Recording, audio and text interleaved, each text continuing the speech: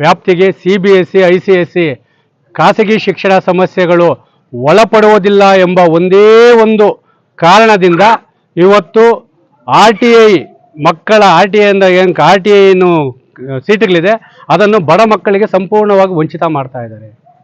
ಕೋಲಾರ ಜಿಲ್ಲೆ ಪೂರ್ತಿ ಯಾವ RTE ಅಲ್ಲಿ ಯಾವುದೇ ಶಾಲೆ ಕೂಡ ಮಕ್ಕಳು ಕೊಡ್ತಾ ಇಲ್ಲ. ಹಾಜರಾತಿ ಕೂಡ ತಪ್ಪು ಕೊಡ್ತಾ ಇದ್ದಾರೆ. ಇವತ್ತು 50 ಇದ್ದರೆ 100 ಇದ್ದರೆ 50 ಕೊಡೋದಿಲ್ಲ. ಆದರೆ ಇಲ್ಲೇ ಶಿಕ್ಷಣ ಸಮನ್ವಯ ಅಧಿಕಾರಿ ಮತ್ತು BEO ಅವರು ಮತ್ತು DDPI ಇಲ್ಲಿನ ಶಿಕ್ಷಣ ಇಲಾಖೆ ಒಳ ಒಪ್ಪಂದ ಯಾವ ರೀತಿ ಇದೆ ಅಂತ ಹೇಳಿದ್ರೆ, ಬಡ ಮಕ್ಕಳ ಶಿಕ್ಷಣವನ್ನು ಕೋಳಿ ಕುರಿಗಳಂತೆ ಇವತ್ತು ಹರಾಜಿಕ್ಬಿಟ್ಟಿದ್ದಾರೆ. ಈ ಕೋಳಿಗೆ ಒಂದು ಬೆಲೆ ಇದೆ, 1 kg ಎಷ್ಟಂದರೆ 180 ರೂಪಾಯಿ.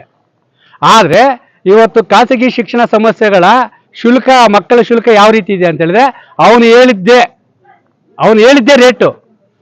ಇಲ್ಲ, ₹1,00,000 ಕೊಡ್ಬೇಕು, ₹1,00,000 ಕೊಡಲೇಬೇಕು.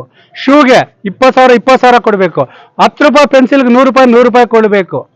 ಏನಪ್ಪ ಇದೆ ಅಂತ ಹೇಳಿದ್ರೆ, ನಿನ್ನ ಮಕ್ಕಳ ಭವಿಷ್ಯವನ್ನು ರೂಪಣೆ ಮಾಡ್ತೀವಿ, ನಿಮ್ಮ ಮಕ್ಕಳು ಡಾಕ್ಟರ್ಗಳಾಗ್ತಾರೆ, ನಿಮ್ಮ ಮಕ್ಕಳು ಇಂಜಿನಿಯರ್ಗಳಾಗ್ತಾರೆ, ಅವ್ರ ಪಿಂಡ ಏನೂ ಆಗಲ್ಲ.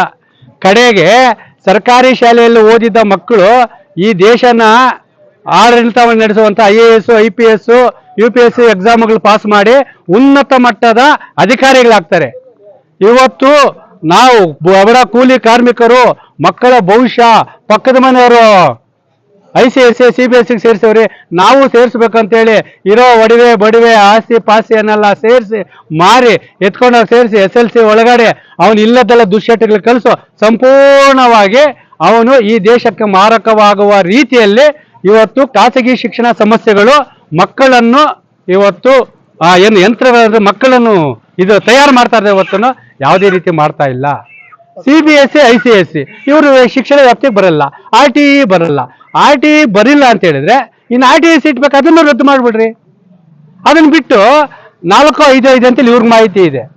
ಅನಧಿಕೃತವಾಗಿ CBSE ICSE ಎಷ್ಟಿದೆ ಅಂತ ಯಾರಿಗೂ ಗೊತ್ತಿಲ್ಲ.